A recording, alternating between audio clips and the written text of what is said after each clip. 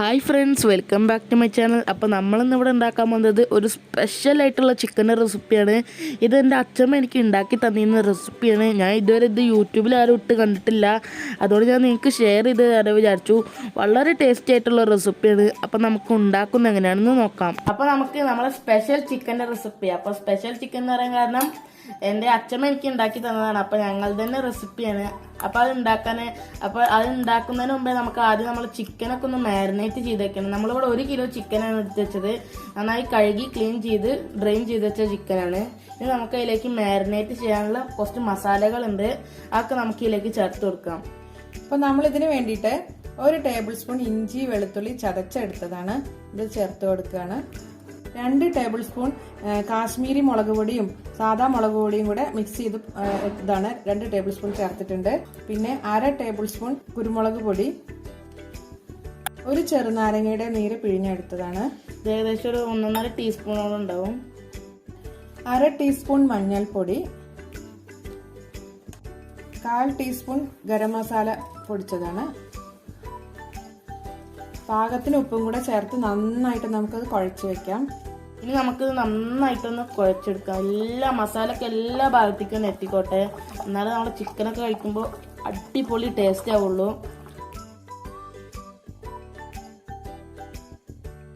നമ്മളിതിലേക്ക് നാരങ്ങ നീര് ചേർത്തുകൊണ്ട് നമ്മളെ ചിക്കനൊക്കെ നന്നായി സോഫ്റ്റ് ആയി വരും. നമ്മളിത് വേവിച്ചെടുക്കുമ്പോൾ അടിപൊളി ടേസ്റ്റ് ആവും കഴിക്കുമ്പോൾ. അപ്പോൾ നിങ്ങൾ എന്തായാലും ഒന്ന് ട്രൈ ചെയ്ത് നോക്കണേ.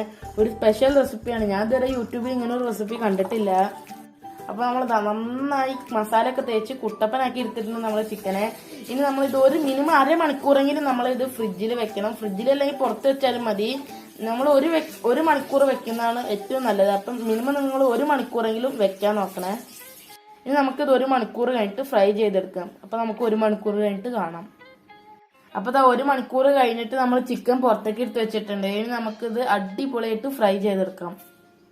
അപ്പോൾ നമ്മൾ ചിക്കൻ ഫ്രൈ ചെയ്യാനായിട്ട് നമ്മളൊരു ഫ്രൈ പാൻ അടുപ്പത്ത് വെച്ചിട്ടുണ്ട്.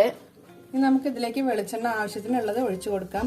ഇത് വെളിച്ചെണ്ണയിൽ ഫ്രൈ ചെയ്യുന്നത് തന്നെയാണ് ഏറ്റവും നല്ല ടേസ്റ്റ്. വെളിച്ചെണ്ണയിൽ തന്നെ ഫ്രൈ ചെയ്യാൻ ശ്രമിക്കണേ.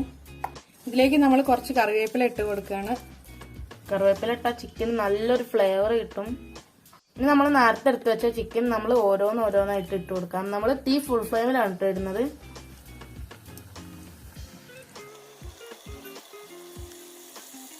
അപ്പൊ നമ്മളിത് എല്ലാ ചിക്കനും ഇതിലേക്ക് ഇട്ടിട്ടുണ്ട്. ഇനി നമ്മൾ മീഡിയം ഫ്ലെയിമിൽ ഇട്ടിട്ട് വേണം നമ്മൾ ഇത് ഫ്രൈ ചെയ്തെടുക്കാനായിട്ട്. അല്ലെങ്കിൽ നമ്മൾ ഉൾഭാഗം വേവില്ല, പുറത്ത് കരിഞ്ഞു പോവുകയും ചെയ്യും. അപ്പൊ നമ്മൾ മീഡിയം ഫ്ലെയിമിൽ ഇട്ടിട്ട് വേണം ഇത് ഫ്രൈ ചെയ്തെടുക്കാനായിട്ട്. ഇനി നമുക്ക് ഇതൊന്ന് അടച്ചു വെച്ച് വറുത്തെടുക്കാം.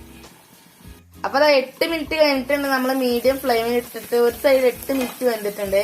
ഇനി നമുക്കിത് മറിച്ചിടാം.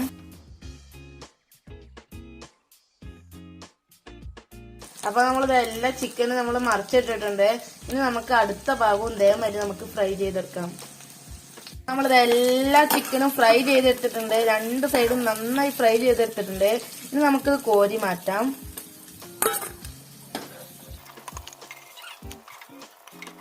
നമ്മൾ 2ാമത്തെ പ്രാവശ്യം നമ്മൾ ചിക്കൻ മൊത്തം ഇട്ടിട്ടുണ്ട്. ഇനി നമുക്ക് നേരത്തെ അതേമാതിരി തന്നെ മീഡിയം ഫ്ലെയിമിൽ തീ വെച്ചിട്ട് നമുക്ക് നേരത്തെ അതേമാതിരി തന്നെ ഫ്രൈ ചെയ്തെടുക്കാം.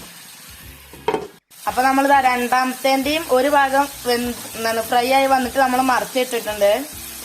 നമുക്ക് ഈ സൈഡും നേരത്തെ അതേമാതിരി തന്നെ ഫ്രൈ ചെയ്തെടുക്കാം. അപ്പൊ നമ്മൾ 2ാമത്തെ ഭാഗം വെന്ത് വന്നിട്ടുണ്ട്. ഇനി നമുക്കിത് കോരി മാറ്റാം.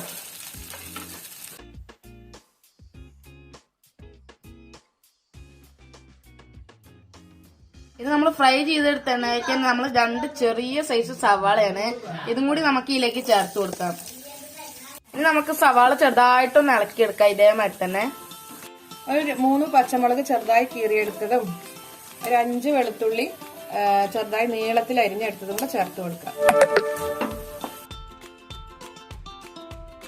ഇനി നമുക്ക് ഇതിലേക്ക് ഒരു മുറി തേങ്ങ ചിരവി വെച്ചതാണിത്. ഇതും കൂടി ഇതിലേക്ക് നമുക്ക് ചേർത്ത് കൊടുക്കാം. 1 കപ്പുണ്ട്. ഇതും കൂടെ ചേർത്ത് കൊടുക്കാം. സവാള നന്നായി വാടൊന്നും വേണ്ട, ചെറുതായി ഒന്ന് വാടിയാൽ മതി. ഇനി നമുക്ക് ഇതിലേക്ക് എടുത്താണ്ട് കറിവേപ്പില ചേർത്ത് കൊടുക്കാം. എന്നിട്ട് നമുക്ക് ചെറുതായിട്ടൊന്ന് ഇളക്കിയെടുക്കാം. ഈ എണ്ണയിൽ കിടന്ന് തേങ്ങയും സവാളയും നന്നായിട്ട് മുരിച്ചെടുക്കണം. വെളിച്ചെണ്ണ കുറവാണെങ്കിൽ കുറച്ചും കൂടെ വെളിച്ചെണ്ണ ഒഴിക്കാവുന്നതാണ്.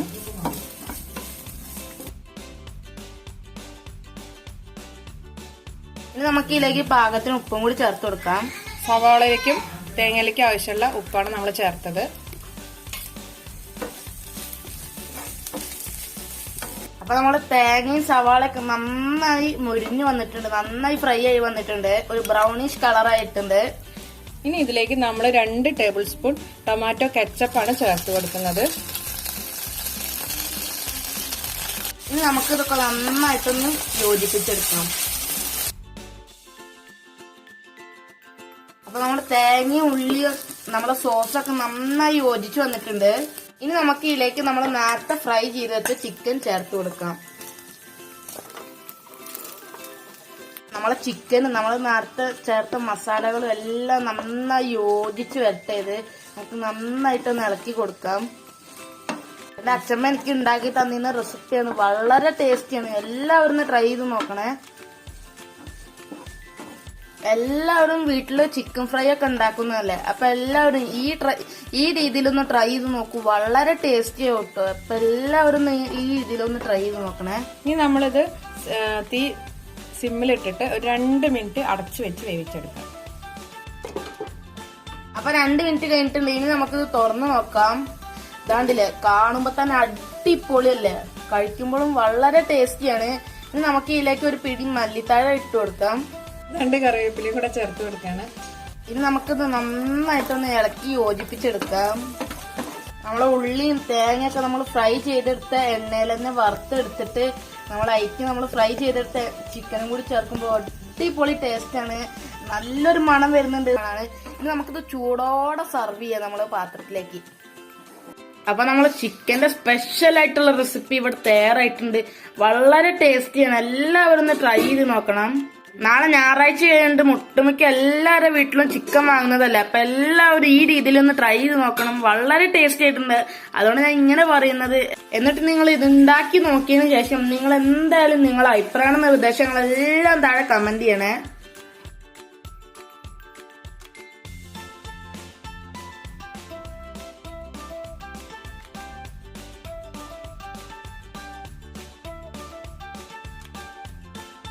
ഫ്രണ്ട്സ്, അപ്പോൾ എല്ലാവർക്കും എൻ്റെ വീഡിയോ ഇഷ്ടപ്പെട്ടിരിക്കുന്നു. വീഡിയോ ഇഷ്ടപ്പെട്ട എന്തായാലും നിങ്ങൾ ലൈക്ക് ചെയ്യണം.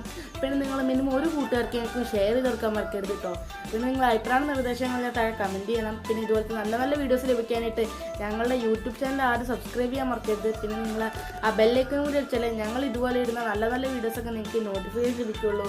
അപ്പോൾ ഇതിൽ നല്ല വീഡിയോ കണ്ടുമുട്ടാമെന്ന പ്രതീക്ഷയിൽ it's me Piyush signing out.